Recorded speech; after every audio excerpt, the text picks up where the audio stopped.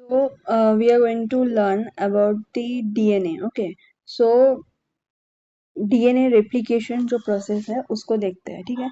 तो उसके बारे में हर एक चीज़ अभी देख लेंगे। उसके बाद दूसरा वीडियो में हम लोग रेप्लिकेशन का स्टेप बाय स्टेप डायग्राम देखेंगे। आज इंफॉर्मेशन देखेंगे, ठीक है। तो ये हो गया रेप्लिकेशन, मैंने लिख दिया। तो रेप्लिकेशन क्या है जी? रेप्लिकेशन है कि एक डीएनए है, ठीक है, एक डीएनए है, उसको कोई एक रीजन से ओपन करना, फिर उसको सिंगल स्ट्रैंड में ऐसे कन्वर्ट करना, फिर एज अ रेप्लिका उसे यूज करना एंड फिर से वहां से दूसरा जनरेट करना। ये हो गया हम लोगों का रेप्लिकेशन, ठीक है। और ये रेप्लिकेशन जो है, replication start from a particular region, या मतलब कोई भी डीएनए का रीजन से रेप्लिकेशन स्टार्ट हो जाएगा ऐसा नहीं है। DNA start from a particular region. What is that region called?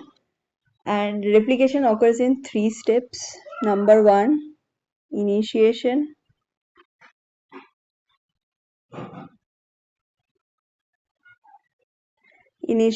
Number 2, elongation. और उसके बाद है टर्मिनेशन, ठीक है। तो अभी हम लोग इनिशिएशन देखेंगे, टर्मिनेशन। अभी हम लोग इनिशिएशन देखेंगे आज का वीडियो में। और इनिशिएशन कैसे होता है, क्यों होता है, कब होता है और उसे क्या बोलते हैं, तो ये सब देखेंगे, ठीक है। तो ये जो रेप्लिकेशन है, रेप्लिकेशन नोट कीजिए मेरे साथ, डज नॉट स्टार्ट रैंडमली। ये जो रेप्लिकेशन है वो रैंडमली स्टार्ट नहीं होता है। It starts, right, it starts from a particular region. और इस रीजन को हम लोग क्या बोलते हैं? इस रीजन को हम लोग क्या बोलते हैं?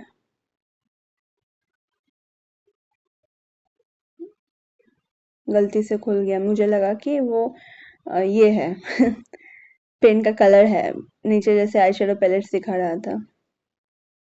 1 सेकंड, हाँ। तो ये रेप्लिकेशन जो है ये पर्टिकुलर एक रीजन से स्टार्ट होता है, उसे हम लोग कहते हैं ओराई सी रीजन, ओरिजिन सी, ठीक है। और रेप्लिकेशन जो है ना वो एक बाय डायरेक्शनल है, मतलब ये अगर जो डीएनए है, तो अगर ये पर्टिकुलर ओराई सी रीजन है, समझ में आ रहा है ना सबको? ये अगर पर्टिकुलर ओराई सी रीजन है तो रेप्लिकेशन यहाँ पे बाई डायरेक्शनली मूव करेगा, क्योंकि रेप्लिकेशन एक बाई डायरेक्शनल मूवमेंट है। रेप्लिकेशन एक बाई डायरेक्शनल मूवमेंट है, ठीक है। तो ये कैसा हो जाएगा? बाई डायरेक्शनल मूव करेगा तो काइंड ऑफ ऐसा नहीं हो जाएगा, सर्कल ठो? हाँ, 1 सेकेंड, ये थोड़ा सा गलत हो गया। हाँ, ऐसा नहीं हो जाएगा। तो ये कैसा लग रहा है? ये जो है ये कैसा लग रहा है? थीटा जैसा लग रहा है और आई सी में बाई डायरेक्शनल होने के लिए। इसीलिए हम लोग इसे थीटा मोड ऑफ रेप्लिकेशन भी कह सकते हैं। क्या कह सकते हैं? Theta mode of replication. समझ में आया इतना दूर? इसे हम लोग थीटा मोड ऑफ रेप्लिकेशन भी कह सकते हैं, ओके। अब ये जो है थीटा मोड ऑफ रेप्लिकेशन, ये जो है थीटा मोड ऑफ रेप्लिकेशन, इसका 3 टाइप होता है, जो मैं अभी बोल दिया। थीटा मोड ऑफ रेप्लिकेशन का 3 टाइप होता है। एक हो जाता है इनिशिएशन, दूसरा होता है इलोंगेशन, उसके बाद होता है टर्मिनेशन। पूरा लिखिएगा आप लोग, ठीक है। तो उसके बाद हो गया टर्मिनेशन, ठीक है, ओके। यहाँ तक क्लियर है बच्चों? ओके। अब हम लोग ओआईसी का फीचर्स देखेंगे, कुछ ओआईसी का फीचर्स देखेंगे, उसके बाद मूव ऑन करेंगे, ठीक है। ब्रेकअप से नहीं मूव ऑन करेंगे, ओआईसी का फीचर से मूव ऑन करके इनिशिएशन में घुसेंगे। इनिशिएशन मैकेनिज्म में, मतलब first part of replication. OIC का फीचर्स क्या है? ओआईसी जो है 245 बेस पेयर लॉन्ग होता है। ये जो ओआईसी है वो 245 बेस पेयर लॉन्ग होता है, ठीक है, ओके। इसका 2 रीजन होता है। It has 2 repetitive regions, 2 repetitive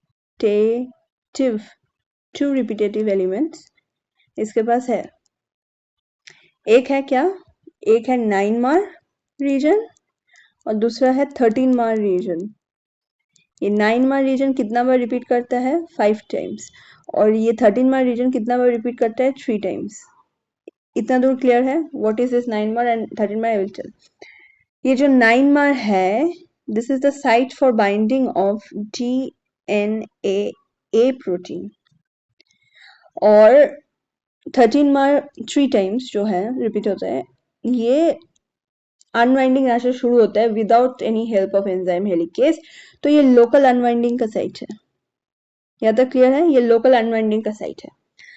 अब एक चीज मैं समझा देती हूँ, शायद आप लोगों को पता हो, DNA ऐसे हम लोग प्रोटीन लिखते हैं, मतलब स्टार्टिंग कैपिटल होगा, लास्ट कैपिटल होगा, मतलब ये हम प्रोटीन दिखाना चाह रहे हैं। और अगर हम ऐसे लिखते हैं DNA सिर्फ लास्ट का जो है वो कैपिटल है, तो मतलब हम जीन रिप्रेजेंट करना चाह रहे हैं। ये बेसिक है मॉलिक्यूलर का, ये पता होना चाहिए। तो जब भी मैं DNA लिख रही हूँ, जब भी मैं DNA-B लिख रही हूँ, जब भी मैं DNA-C लिख रही हूँ, जब भी मैं DNA-G लिख रही हूँ, all this I mean as protein, क्योंकि फर्स्ट कैपिटल में है, लास्ट कैपिटल में है।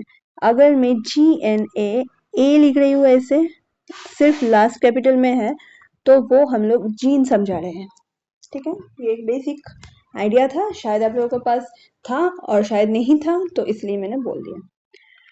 तो ये जो बोथ 9 मार और 13 मार रीजन है ना, ये बोथ रिपीटेटिव सीक्वेंस है और ये दोनों ही 80 रीच रीजन है। क्योंकि यहाँ से अनवाइंडिंग स्टार्ट होता है, और अनवाइंडिंग जहाँ से स्टार्ट होगा वहां पे तो जीसी नहीं होगा, क्योंकि जीसी में ट्रिपल बॉन्ड रहता है और ट्रिपल बॉन्ड तोड़ना आसान नहीं होता है, पर डबल बॉन्ड तोड़ना आसान होता है, ठीक है, ओके। और इसके पास और 11 साइट्स है रिपीटेटिव सीक्वेंस का, also contain 11 sites of GATC, मतलब 3 प्राइम 5 प्राइम से 3 प्राइम 5 प्राइम से 3 प्राइम GATC सीक्वेंस है इस ओआईसी में। एंड दिस ओआईसी का पास जो 5 प्राइम टू 3 प्राइम है, ये मिथाइलेटेड होता है CH3। ये मिथाइलेशन क्या करते हैं, मतलब एक सेक ए अटैच होता है, ठीक है, सेक ए बाइंड होता है, सेक ए इसमें बाइंड होता है, और ये जो मल्टीपल रिपीटेटिव रेप्लिकेशन फॉर्क होता है, प्रीमैच्योर रेप्लिकेशन को रोकता है, मल्टीपल टाइम्स प्रीमैच्योर रेप्लिकेशन को रोकता है। वरना अगर मल्टीपल टाइम्स प्रीमैच्योर रेप्लिकेशन हो जाएगा तो एक कंप्लीट नहीं होने के बाद दूसरा शुरू हो जाएगा ऐसे। तो एटलीस्ट थोड़ा सा होने के बाद होता है। तो आप लोग बोलिएगा इकोलाई में कैसे होता है? आफ्टर रेप्लिकेशन फॉर्क इकोलाई में जनरेट होता है, पर आफ्टर एक स्पेसिफिक टाइम। ऐसा नहीं है कि एक शुरू हुआ उसके बाद झट शुरू हो गया, नहीं, एक कंप्लीट होता है उसके बाद रिपीट होना स्टार्ट होता है, ठीक है। एक कंप्लीट होने के बाद रिपीट होना स्टार्ट होता है, ऐसा नहीं है कि प्री मैच्योरली स्टार्ट हो गया। एक ये करता है जो सेके बाइंड किया, मिथाइलेटेड हुआ, ठीक है। तो एक हो सकता है हेमी मिथाइलेटेड और एक होता है फुल्ली मिथाइलेटेड, ठीक है। हेमी मिथाइलेटेड मतलब अगर मैं रेप्लिकेशन फॉर्क को ड्रॉ करूं तो ये मिथाइलेटेड है क्योंकि ये सिंथेसाइज हो गया, पर ये अभी सिंथेसाइज हो रहा है ब्रेक कर करके, तो ये अभी मिथाइलेटेड नहीं है। जब कंप्लीट हो जाएगा, पेरेंट स्ट्रैंड बन जाएगा, तब ये मिथाइलेटेड होगा, तो वो फुल्ली मिथाइलेटेड। और अगर सिर्फ एक साइड में ये मिथाइलेटेड है, ये अभी सिंथेसाइज हो रहा है, तो उस सिचुएशन को हम लोग क्या कहते हैं? Hemy methylated. ओके, यहाँ तक क्लियर है? ठीक है, ओके। अब ये मिथाइलेशन क्यों होता है, आपको क्वेश्चन में पूछ सकते हैं। फर्स्ट, टू प्रिवेंट, लिखो मेरे साथ, to prevent premature generation of multiple replication fork और premature replication, ठीक है, मल्टीपल टाइम्स प्रीमेच्योर replication। और दूसरा होता है डीएनए रिपेयरिंग। दूसरा क्या होता है? DNA repairing means correct the DNA, proper the sequence. If I say there are two DNA, if I say over here A, T, G, C, A, ऐसे है, तो A के बदले T, T के बदले A, G के बदले C, C के बदले G होना चाहिए पर यहाँ पर A आ गया। तो how will this understand which one to remove? C को रिमूव करे या फिर A को रिमूव करे? How to know and how to correct ये मिसमैच जो रिपेयरिंग हो गया, विच वन टू रिमूव? तो ये है पेरेंट स्ट्रैंड, वो मैंने बोल दिया इसलिए आपको पता है कि पहला वाला है पेरेंट स्ट्रैंड और ये न्यूली सिंथेसाइज्ड स्ट्रैंड, तो यहाँ से मूव होना चाहिए। पर डीएनए को जो रिपेयरिंग मैकेनिज्म है कैसे पता चलेगा कि इसको रिमूव करना है? हाउ? फिर से ड्रॉ कर देती हूँ। GATC सपोज है, तो G के बदले C, A के बदले T, T के बदले A होना चाहिए, मैंने C लगा दिया एंड GC। तो ये रिमूव है करना है या फिर ये? तो पेरेंट स्ट्रैंड तो मिथाइलेटेड रहेगा और ये मिथाइलेटेड नहीं रहेगा, तो जहाँ पे मिथाइलेशन है वहां से रिमूव नहीं करेगा और जहाँ पे मिथाइलेशन नहीं है वहां से रिमूव कर देगा। As simple as that. Okay, so this is the importance of Seq A. Methylation जो होता है bind to DNA and prevent premature replication, help in mismatch repairing correction, मतलब डीएनए रिपेयरिंग प्रोसेस में हेल्प करता है।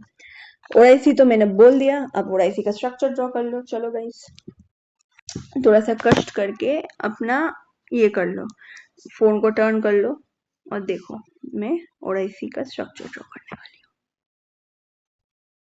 हूँ। ओआईसी, ठीक है, ये हम लोग का ओआईसी है। ओके, तो मैंने बोल दिया है भाई कि यहाँ पे 9 मार 5 बार रहता है। 9 मार 1 बार, 9 मार 2 बार, 9 मार 3 बार, 9 मार 4 बार, 9 मार 5 बार और 13 मार 3 बार, 13 मार 3 बार, 13 मार 3 बार। बॉक्स होना चाहिए प्रॉपर। हाँ, मैं यहाँ पे ड्रॉ कर रही हूँ इसलिए नहीं हो रहा है, ठीक है, फिर भी कोशिश करती हूँ। चलो मैं यहाँ पे ऐसे ड्रॉ करती हूँ, ठीक है। तो मैंने बोला कि 9 मार 5 बार, 1 बार, 2 बार, 3 बार, 4 बार, 5 बार, 13 मार 3 बार, 1 बार, 2 बार, 3 बार। ये हो गया 9 मार, ये हो गया 13 मार,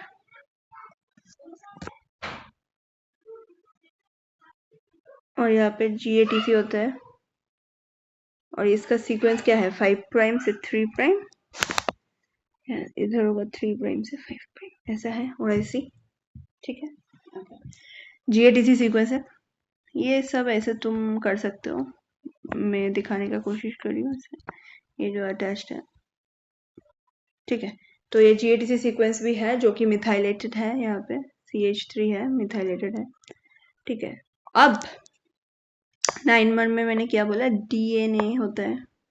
9 मर में मैंने क्या बोला? Content DNA protein, site for storage of DNA protein. 13 मर में क्या होता है? Local unwinding. और ये कितना है? 245 बेस पेयर लॉन्ग है। ये कितना है? पेन का कलर मैं नहीं चेंज कर पा रही हूँ, डैम। अगर मैं कर पाती ना तो इजी होता, नहीं हो रहा है, छोड़ो कोई बात नहीं।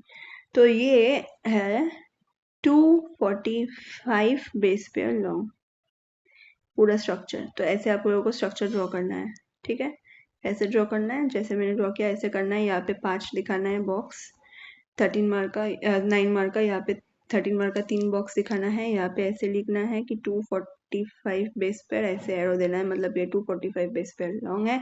यहाँ पे GATC सीक्वेंस दिखाना है जो कि मिथाइलेटेड है, वो भी दिखाना है कि यहाँ पे A के साथ एक CH3 जुड़ा हुआ है, ये दिखाना है आपको। ये यहाँ पे लिखना है कि ये DNA का साइट है और ये लोकल अनवाइंडिंग होता है without any need of enzyme.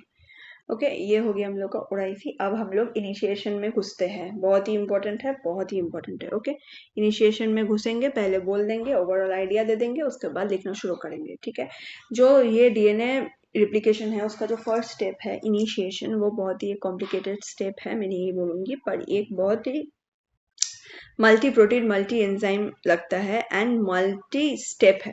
ठीक है, मल्टी प्रोटीन मल्टी एंजाइम लगता है, मल्टी स्टेप है ये। ठीक है, ओके। तो ये जो डीएनए ए है, वो डीएनए ए जो है एक्टिव होता है जब एटीपी के साथ बाइंड करता है, फिर कम से कम 40 molecule of DNA ATP bind करता है।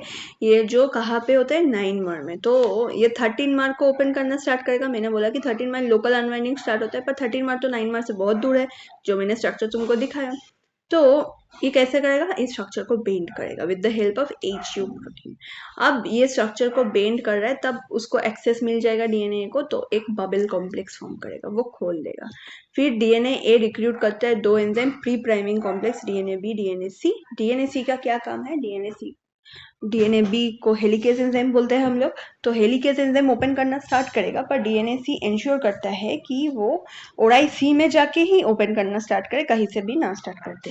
ठीक है, उसके बाद डीएनए सी हट जाता है, डीएनए बी का काम शुरू होता है। डीएनए बी स्टार्ट कर देता है, तो एक मतलब एक रस्सी आप अगर लोगे, तो ऐसे था रस्सी सपोज, तो उसे अनवाइंड करना यहाँ से स्टार्ट किया, तो यहाँ जाके वो गीट फॉर्म कर सकता है, ओवर वाइंडिंग हो सकता है। तो इसको कौन प्रिवेंट करता है, डीएनए गाइडेंस। ये पॉजिटिव सुपर कॉइलिंग जो इंट्रोड्यूस होता है, उसे नेगेटिव सुपर कॉइलिंग कौन करता है, डीएनए गाइडेंस। तब जब स्ट्रैंड्स ओपन होता है, ब्रेकडाउन ऑफ हाइड्रोजन बॉन्ड होता है, तो सिंगल स्ट्रैंड बन जाता है, तो एसएसपी प्रोटीन भी आके जुड़ जाता है। अब डीएनए हेलिकेज जो है, मतलब डीएनए बी जो है, recruits DNA primers, DNA G जो DNA RNA primer each template synthesize करते हैं, special type of RNA polymerase है। और डीएनए बी और डीएनए जी कॉम्प्लेक्स को हम लोग क्या कहते हैं, प्राइमोसोम कॉम्प्लेक्स। ठीक है, पता है, कुछ पता नहीं चला। ठीक है, चलो मैं ड्रॉ कर करके समझाती हूँ तुमको। ठीक है, पहले लिखूंगी फिर समझाऊंगी। ठीक है, ओके चलो। पहला जो है हम लोगों का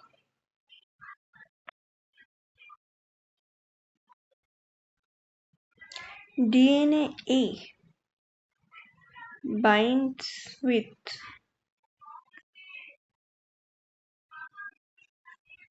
ATP and gets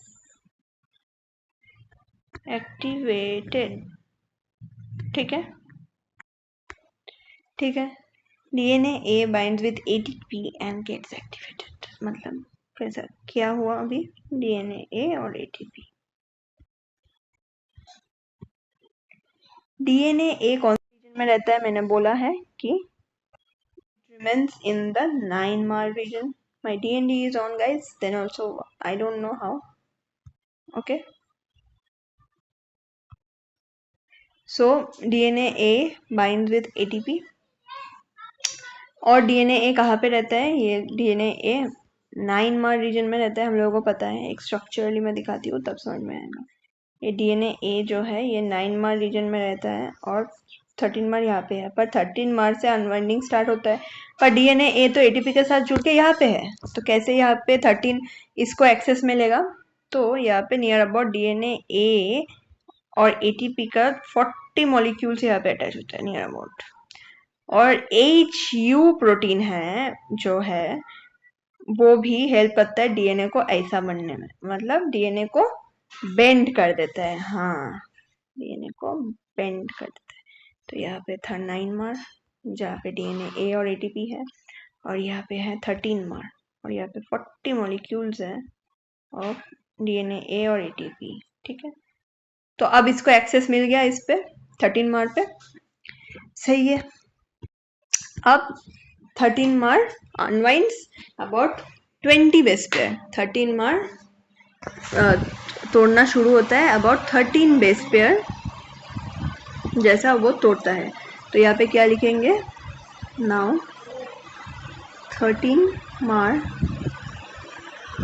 unwinds about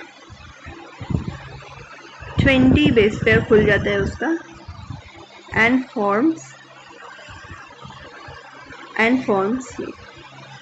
bubble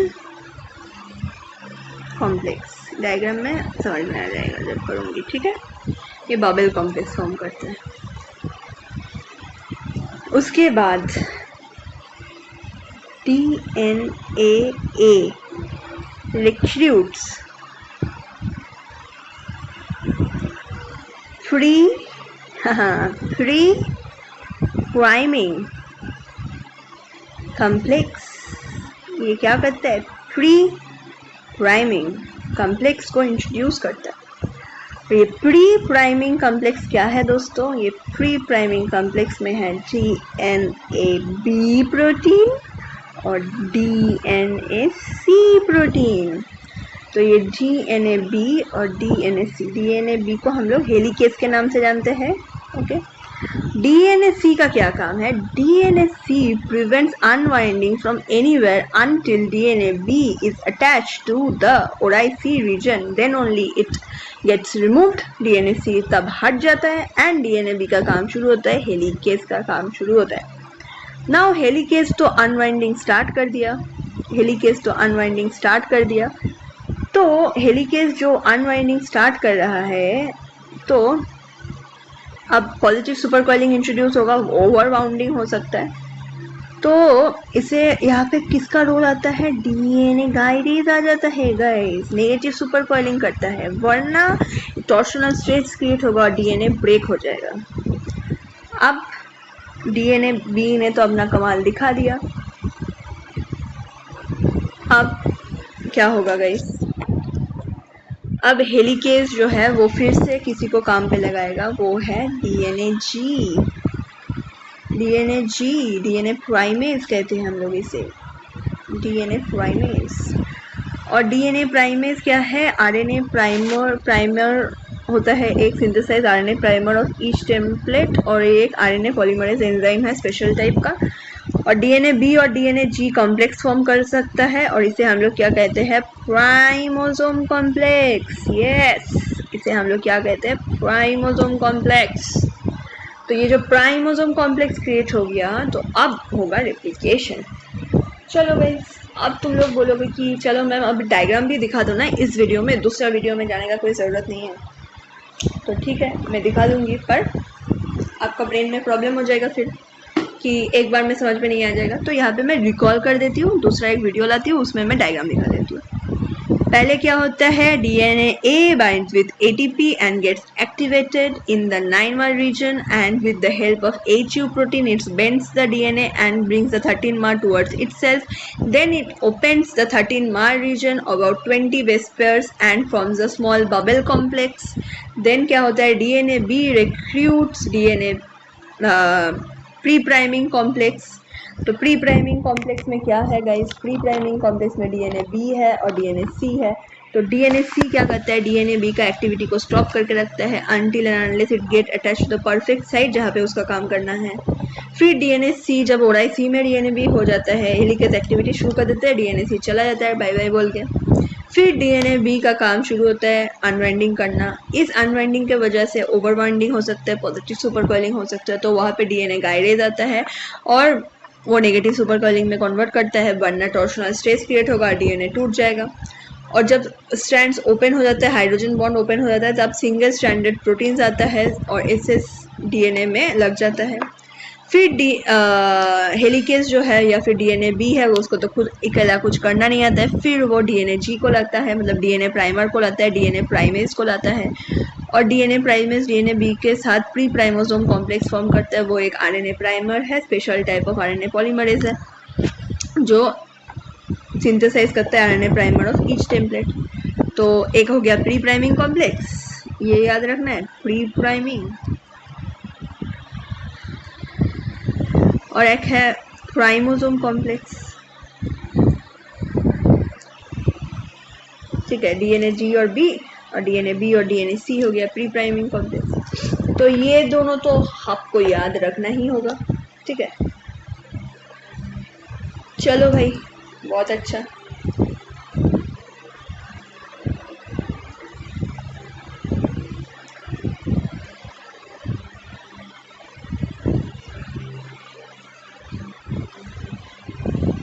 thank you guys. और यहाँ पे मैं एक इन्फॉर्मेशन बोलना चाहती हूँ कि ORIC है जो 11 5' to 3' GHCC सीक्वेंस रिपीट होता है वो मिथाइलेटेड होता है एडेनिन पे, मतलब ए पे। और जब मिथाइलेटेड होगा origins initiate replication. Hemi methylated जो होता है origins cannot be use. Hemi methylated कुछ नहीं कर सकता है, जो फुल्ली मिथाइलेटेड होगा वो ही कर सकता है रेप्लिकेशन इनिशिएट। यहाँ तक कथा आज के लिए। नेक्स्ट दिन हम लोग देखेंगे दूसरा पोर्शन, इसका डायग्राम। Thank you.